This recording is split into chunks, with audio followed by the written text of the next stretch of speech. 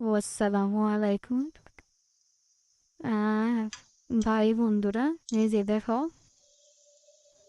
কত সুন্দর একটা রেসিপি যা এই মুকারানা খায়। এই মুরগি ছোট ছোট করে, আলাদা মুরগি আছে এটির, ছোট ছোট করে দিয়ে তে এখন ডাইকা দেওয়ার পরে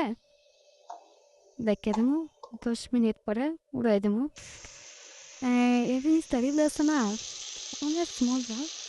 তাই সেটি না খাইয়া দিচ্ছে আরামসে তুমি উড়াই দেবে। আরেকটা জিনিস দেখাই, এই যে দেখেন, এর ছোট ছোট করে মুখারান্না রান্না করি।